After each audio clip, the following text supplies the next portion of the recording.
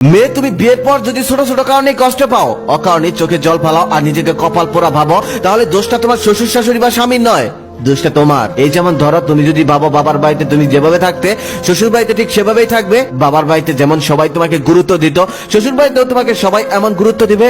তাহলে তো ভুলটা তোমারই। কেউ তো তোমাকে বলেনি শ্বশুর বাড়িটা তোমার নিজের বাড়ির মতো। শ্বশুর বাড়িতে তোমার সামান্য করা ভুলগুলি যদি অনেক বড় করে দেখানো হয়, আর সেই সব বিষয় নিয়ে যদি তুমি কষ্ট পাও, এর জন্য দায়ভার তোমারই। এখানে তোমার ভুল করার কোনো অধিকার নেই, এটা ভুলে গেলে চলবে না। তোমার স্বামীর দোষভুলগুলো যেভাবে ঢেকে রাখা হয়, তুমি যদি মনে করো তোমার দোষভুলগুলো এভাবে ঢেকে রাখা হবে, তাহলে ভুলটা তোমার, দোষটা তোমার।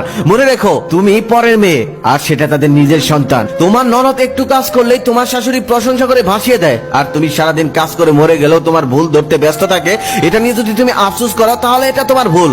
কারণ তোমার মনে রাখতে হবে, এটা তোমার শাশুড়ি, এটা তোমার মা না। তোমার শ্বশুর শাশুড়ি তোমার সাথে খারাপ আচরণ করলে যদি তুমি ভেবে থাকো তোমার স্বামী এটার প্রতিবাদ করবে, তাহলে দোষটা তোমার, ভুলটা তোমার। কারণ তারা হলো তার আপন বাবা মা, আর তুমি হলো পরের মেয়ে। পরের মেয়ের জন্য কি কেউ আপন বাবা মাকে কষ্ট দিয়ে কথা বলবে? তুমি যদি বাবার বাড়ি থেকে শ্বশুর বাড়ি আসার সময় বস্তাভর্তি প্রত্যাশা নিয়ে আসো, তাহলে তো দোষটা তোমারই। কে বলেছে তোমাকে বস্তাভর্তি প্রত্যাশা নিয়ে এখানে আসতে? তুমি যদি ভেবে থাকো বিয়ের পর শ্বশুর বাড়ি গিয়ে তুমি নতুন বাবা মা পাবে, তাহলে এটা তোমার ভুল। মা বাবার যে কখনো বিকল্প হয় না, আর শ্বশুর বাড়ি কখনোই নিজের বাড়ির মতো হয় না। এখানে তোমাকে শুধু মানিয়ে নিতে হবে, কোনো ভুল করা চলবে না, কারো অন্যায়ের প্রতিবাদ করা যাবে না। শুধু মুখ বুঝে সবকিছু সহ্য করতে হবে, চাকরানির মতো সমস্ত আদেশ পালন করতে হবে। সত্যি মেয়েদের জীবনটা বড়ই অদ্ভুত। বাবার বাড়িতে এরা রাজকন্যা হয়ে থাকলেও শ্বশুর বাড়িতে এদের চাকরানি হয়ে থাকতে হয়।